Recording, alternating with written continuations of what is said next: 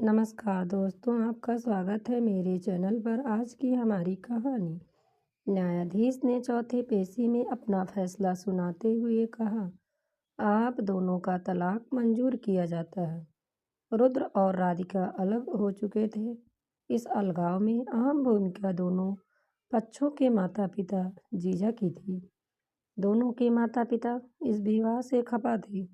दोनों अपने बच्चों को कोसते रहे। विवाह की खबर मिलने से तलाक के पहले तक दूसरी जात में शादी, घर परिवार, समाज, रिश्तेदारों में नाक कटा कर रख दी। कितने लाड प्यार से पाल पोस कर बड़ा किया था, कितने सपने संजोए थे, लेकिन प्रेम में पगलाए कहाँ सुनते हैं किसी की। रुद्र और राधिका दोनों बालिग थे और एक अच्छी कंपनी में नौकरी भी साथ साथ करते थे। एक दूसरे से मिलते, एक दूसरे को देखते। कब प्रेम हो गया उन्हें पता ही नहीं चला।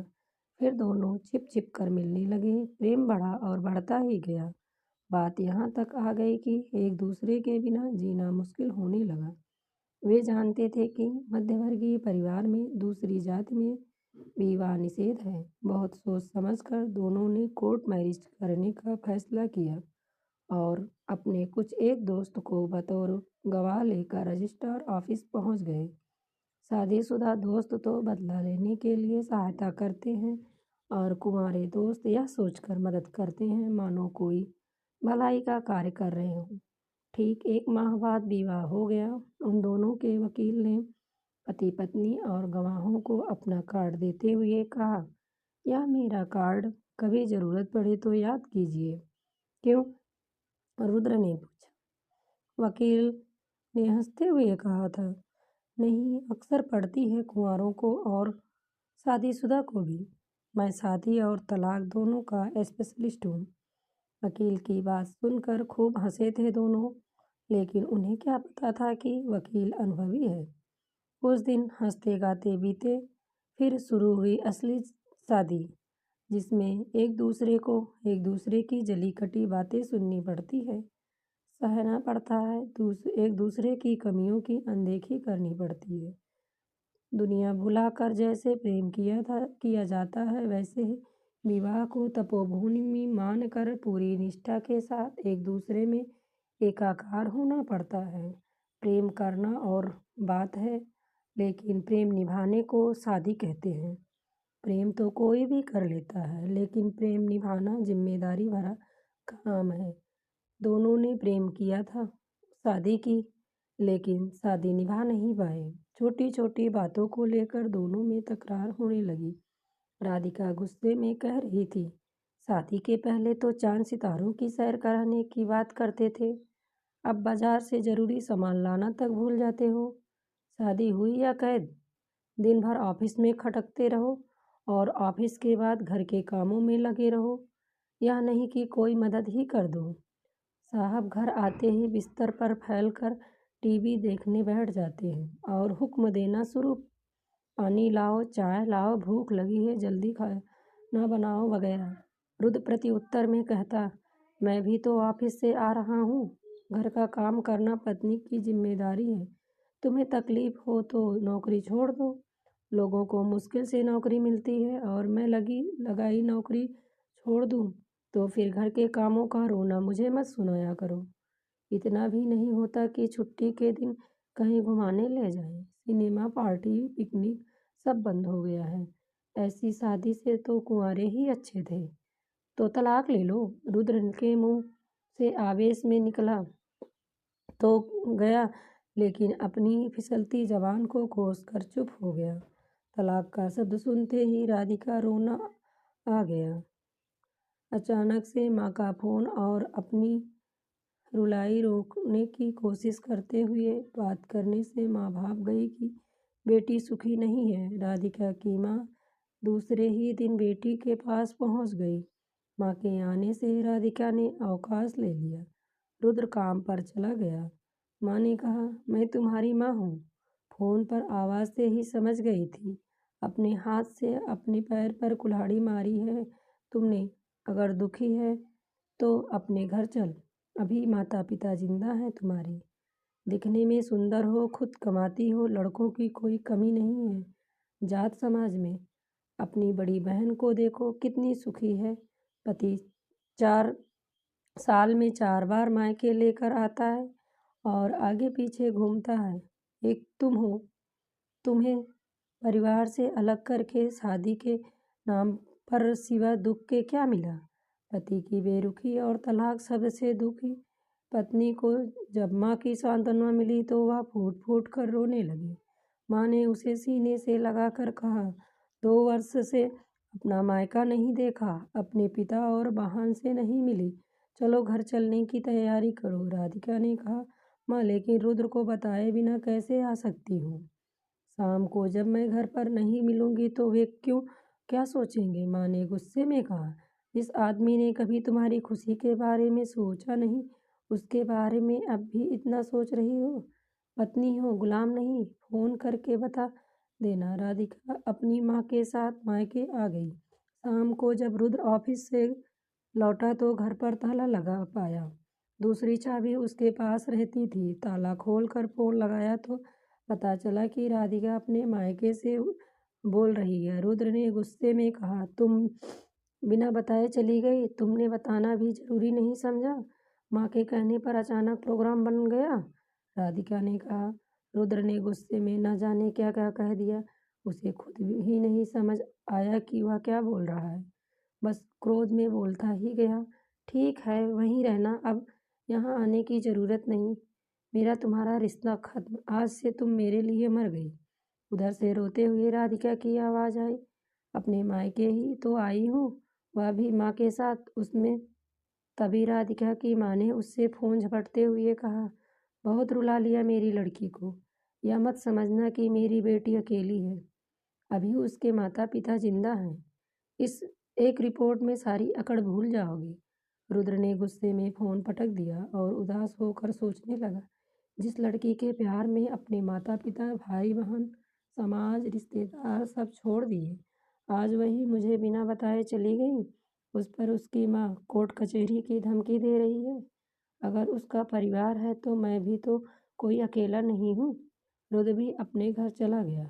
उसके परिवार के लोगों ने भी यही कहा, तुमने गैर जात की लड़की से शादी करके जीवन की सबसे बड़ी भूल की, तलाक ले लो, फुर्सत पा जाओगे, हम समाज की किसी लड़की से शादी करवा देंगे। शादी इस 2 परिवारों का मिलन है, जो गलती हो गई उसे भूल जाओ। अभी तुम्हारी उम्र ही क्या है, अच्छे दिखते हो, अच्छी कमाई है, अभी भी कुछ नहीं बिगड़ा। सुबह का भूला शाम को घर आ जाए तो उसे भूला नहीं कहते। अच्छा हुआ कि कोई बाल बच्चा नहीं हुआ, वरना फंस गए थे बुरी तरह, पूरा जीवन बर्बाद हो जाता। फिर तुम्हारे बच्चों की शादी किस जात में होती? प्रेम तभी सार्थक है जब वह अच्छे से निभाया जाए, यदि बीच में टूट जाए तो उसे अपने पराये सब गलती लगते कहते हैं। यदि यही शादी जाति में होती तो माता पिता समझा बुझा कर बच्चों को सलाह देते। विवाह कोई मजाक नहीं है, थोड़ा बहुत सुनना पड़ता है। स्त्री का धर्म है कि जहाँ से डोली उठे वहीं से जनाजा। फिर दामाद जी से क्षमा याचना की जाती है। बहू को भी प्रेम से समझा बुझा कर लाने की सलाह दी जाती है। लेकिन माता पिता की मर्जी के विरुद्ध अंतरजातीय विवाह में तो जैसे दोनों पक्षों के परिवार वाले इस प्रयास में ही रहते हैं, यह शादी ही नहीं धोखा था। लड़के लड़की को बहला फुसला कर प्रेम जाल में फंसा लिया गया था। उनकी बेटा बेटी तो सीधे साधे थे, भी अब तलाक ही एकमात्र विकल्प है।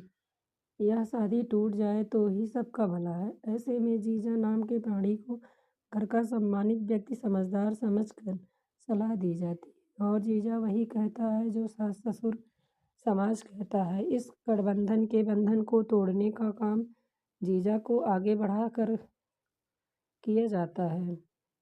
जब रुद्र राधिका से और राधिका रुद्र से बात करना चाहते तो दोनों तरह से माता या पिता फोन उठाकर खरी खोटी सुनाकर तलाक की बात पर अड़ जाते और बच्चों के कान में उल्टे सीधे मंत्र फूंक कर एक दूसरे के खिलाफ घृणा भरते। तलाक की पहली पेशी में भी पति पत्नी आपस में बात न कर पाए। इस उद्देश्य से घर से समझा बुझा कर लाया गया था कोर्ट में, और साथ में माता पिता जीजा हरदम बने रहते कि कहीं कोई बात ना हो जाए। इस बीच राधिका ऑफिस नहीं गई। उसने भोपाल तबादला करवा लिया या कहीं करवा दिया गया। मजिस्ट्रेट के पूछने पर दोनों पक्षों ने तलाक के लिए रजामंदी दिखाई। फिर दूसरी पेशी में उनके वकीलों के ने दलीलें दी। तीसरी पेशी में पत्नी और पति को साथ में थोड़े समय के लिए छोड़ा गया। कुछ झिझक, कुछ गुस्सा, कुछ दबाव के चलते कोई निर्णय नहीं हो पाया। चौथी पेशी में तलाक मंजूर कर लिया गया।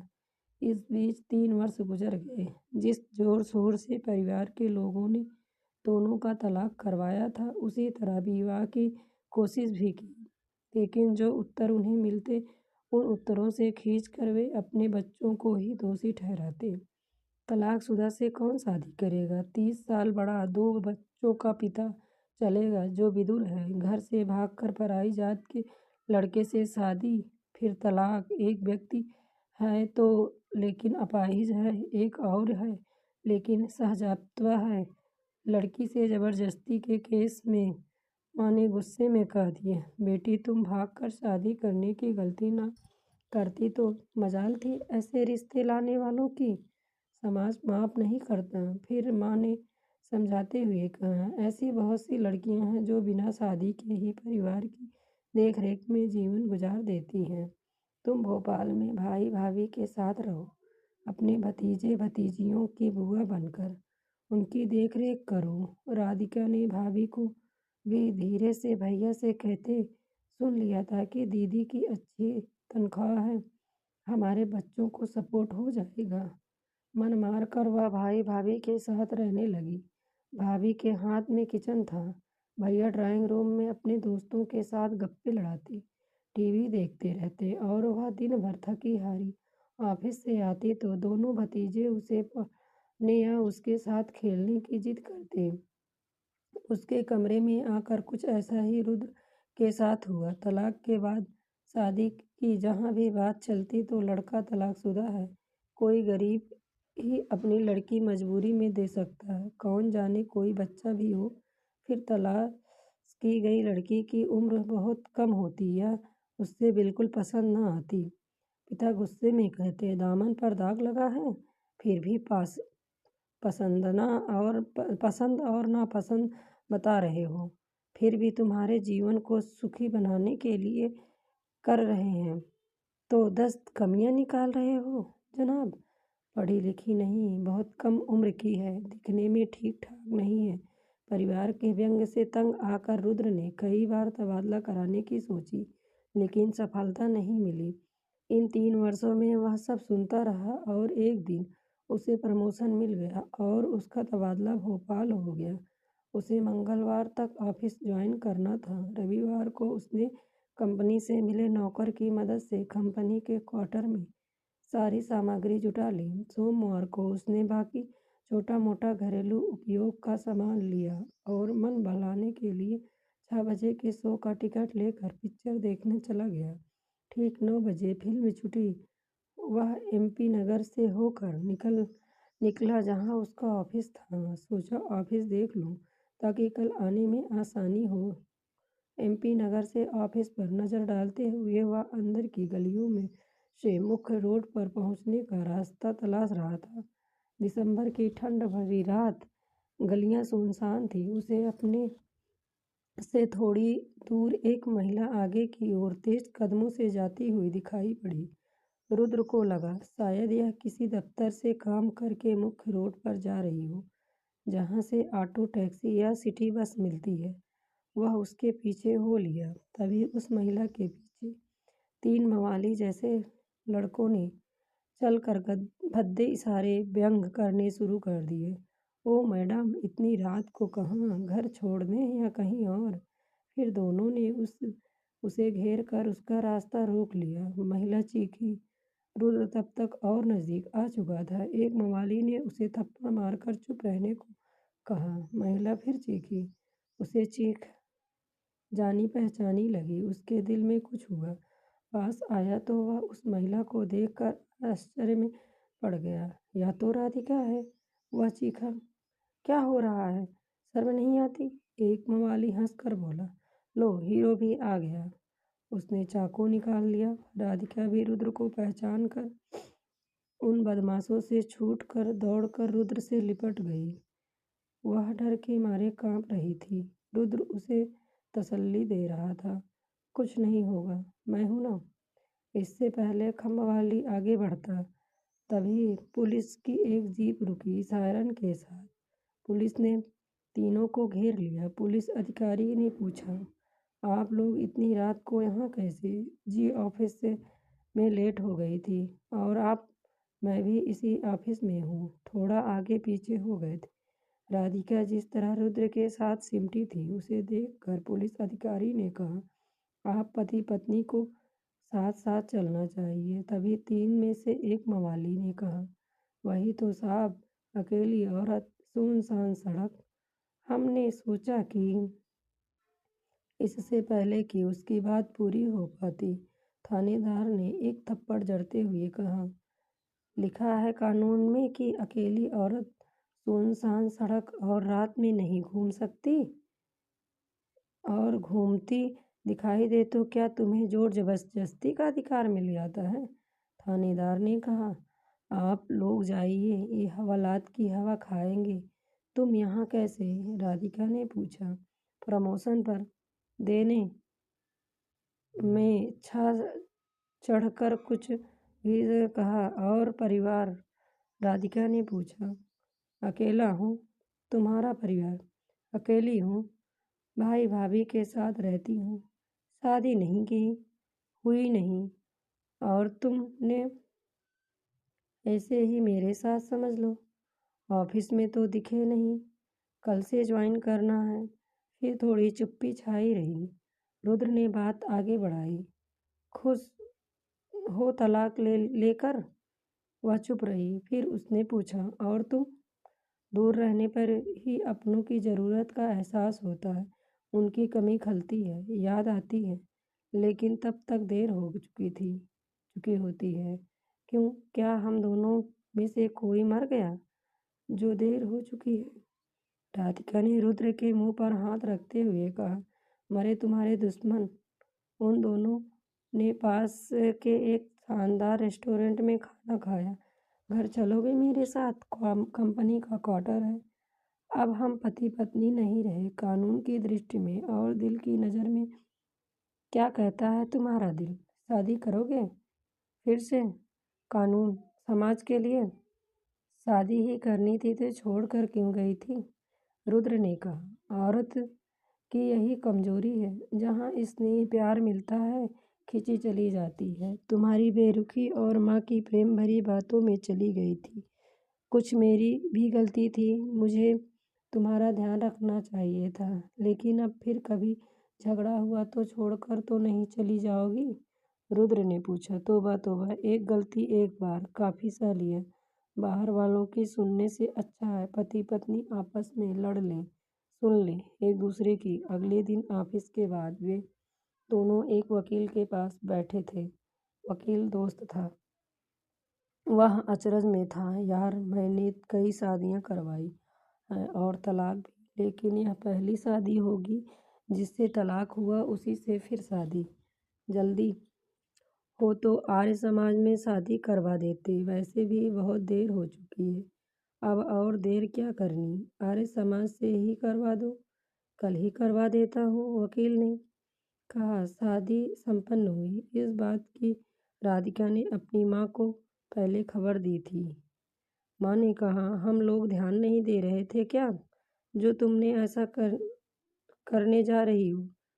माँ, लड़की प्रेम विवाह करे या परिवार की मर्जी से, पति का घर ही पत्नी का असली घर है, स्त्री के लिए। रुद्र ने अपने पिता को सूचना दी। उन्होंने कहा, शादी दिल तय करता है, अन्यथा तलाक के बाद उसी लड़की से शादी कहाँ हो पाती है। सदा खुश रहो। और इस तरह शादी, फिर तलाक और फिर शादी। फिर से राधिका और रुद्र ने शादी करके अपने प्रेम की डोर को संभाला और अपने जीवन की गाड़ी को बढ़ाते हुए एक दूसरे की गलती का एहसास भी हुआ। दोस्तों, ये थी आज की कहानी। आपको कैसी लगी? कृपया कमेंट में बताएं और वीडियो को लाइक, शेयर और चैनल को सब्सक्राइब करें। धन्यवाद दोस्तों।